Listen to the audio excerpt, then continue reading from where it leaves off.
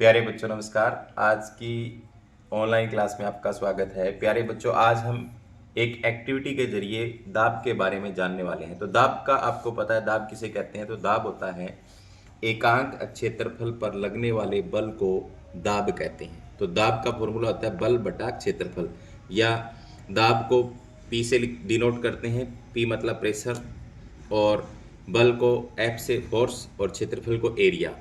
ठीक है। तो जैसे हमारे पास एक ये एरिया है और एक ये एरिया है, दोनों पर हम मान लो इस पर भी 10 न्यूटन बल लगा रहे हैं और इस पर भी 10 न्यूटन बल लगा रहे हैं। इसका एरिया जो है वो 1 वर्ग सेंटीमीटर है और इसका 10 दाएं 100 यानी 100 वर्ग सेंटीमीटर है।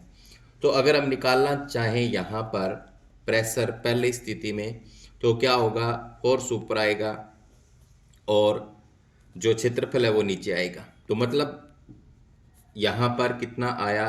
प्रेशर 10 पास्कल आया। ठीक है, ऐसे। और यहाँ पर अगर हम निकालें तो कितना आया? 10 और बटे में 100।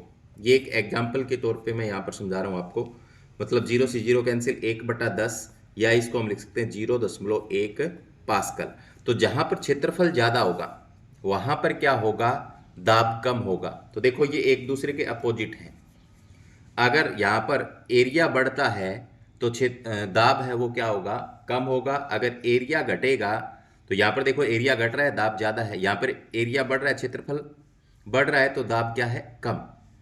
तो ये एक दूसरे के क्या होते हैं? व्युत्क्रमानुपाती होते हैं। क्षेत्रफल और दाब क्या होते हैं? व्युत्क्रमानुपाती। तो इसको हम एक एक्टिविटी के जरिए जानेंगे। तो यहाँ पर मैंने एक जो प्लाई ली है, प्लाई पर यहाँ पर मैंने एक कील गाड़ रखी है और यहाँ पर मैंने बहुत सारी कील गाड़ रखी हैं। तो यहाँ पर ये कील है, इसका ये नुकीला सिरा है।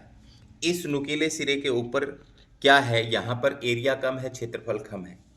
और यहाँ पर देखो बहुत सारी कील गाड़ दी। अगर मैं यहाँ पर अपना हाथ रखूँ तो मुझे कील चुभती है, और यहाँ पर रखूँ तो कील इतनी नहीं चुभती, क्योंकि यहाँ पर क्या बढ़ गया? एरिया बढ़ गया है। तो इसको हम एक गुब्बारे से समझ सकते हैं। ये मैंने एक गुब्बारा ले रखा है, फूला हुआ गुब्बारा।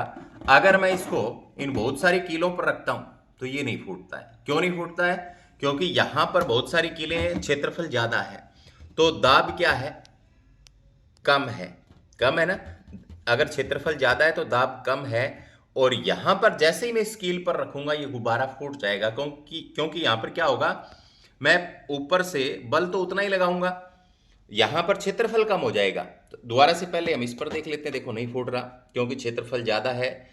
और यहां पर देखो जैसे ही क्षेत्रफल कम होगा दाब बढ़ेगा और गुब्बारा फूट जाएगा।